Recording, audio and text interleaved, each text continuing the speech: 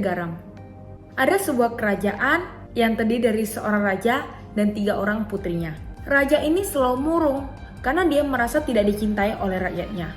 Karena ia merasa sedih, dia pun memanggil ketiga putrinya dan berkata, "Anak-anakku, seberapa besar kamu mencintai ayah?" Akhirnya putri yang pertama pun menjawab, "Saya mencintai ayah lebih dari permata yang terindah di dunia ini." Sang raja pun tersenyum mendengarkan jawaban dari putri pertama. Kemudian putri kedua pun menyahut, "Saya jauh lebih mencintai ayah.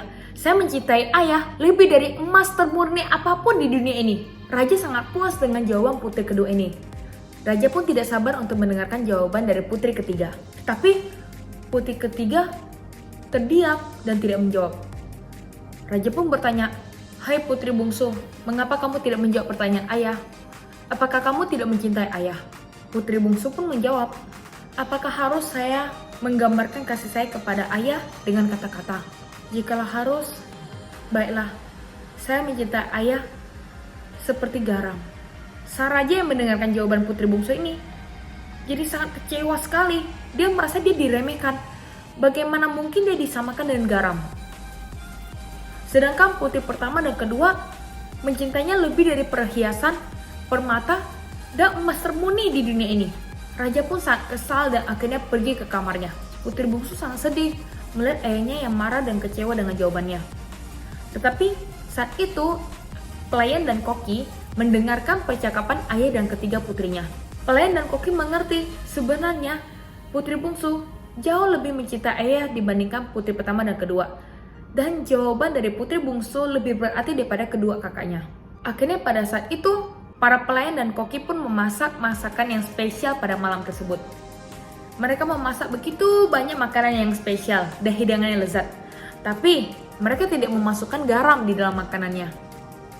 Akhirnya raja dan ketiga putrinya pun sudah lapar dan mereka tidak sabar untuk makan. Tetapi ketika mereka makan, semuanya hambar karena tidak ada garam di dalam makanan itu. Tetapi dari situlah sang raja mengerti. Ternyata putri ketigalah yang sangat mencintainya. Dan cintanya paling besar dibandingkan kedua kakaknya. Adik-adik, Tuhan memberikan kita orang tua yang baik, bapak, mama, dan juga saudara-saudara di rumah. Seberapa besar kasih adik kepada keluarga adik-adik masing-masing? Mungkin adik-adik bingung dengan jawabannya. Atau mungkin ada adik-adik yang menjawab, "Iya, saya mengasihi orang tua saya lebih dari apapun." Atau, "Iya, saya sayang kepada keluarga saya." Atau, "Saya juga mengasihi keluarga saya seperti garam." Kakak yakin pasti adik-adik sangat sayang kepada keluarga adik-adik. Tetapi dari cerita ini kita belajar seperti garam. Setiap makanan tidak akan terasa lezat tanpa garam. Kita semua butuh garam. Kenapa putri ketiga menggambarkan kasihnya seperti garam? Karena garam meskipun kelihatan sederhana, tapi garam itu selalu hadir di dalam hidup kita. Tanpa garam, kita tidak bisa makan dengan enak. Jadi kasih seperti garam itu adalah kita yang selalu hadir untuk orang-orang yang tersayang, untuk orang-orang yang terkasih. Mengasihi seperti garam itu artinya kita tidak cuma di mulut doang, tapi kita menunjukkan rasa sayang kita melalui perbuatan kita. Jadi adik-adik, kalau adik-adik mengasihi keluarga adik-adik, mari kita hidup rukun dengan keluarga kita. Selama keluarga masih sehat, terus berdoa dan bersyukur kepada Tuhan. Karena keluarga kita diberikan kekuatan dan kesehatan oleh Tuhan. Ketika ada keluarga yang sakit, mari kita rawat keluarga kita dengan sepenuh hati.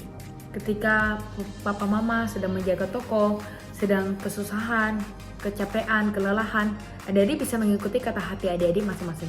Mungkin adik-adik bisa memberikan segelas air, atau mungkin membantu pekerjaan rumah, seperti menyapu atau mencuci piring. Kita bisa menunjukkan kasih kita dengan segala hal.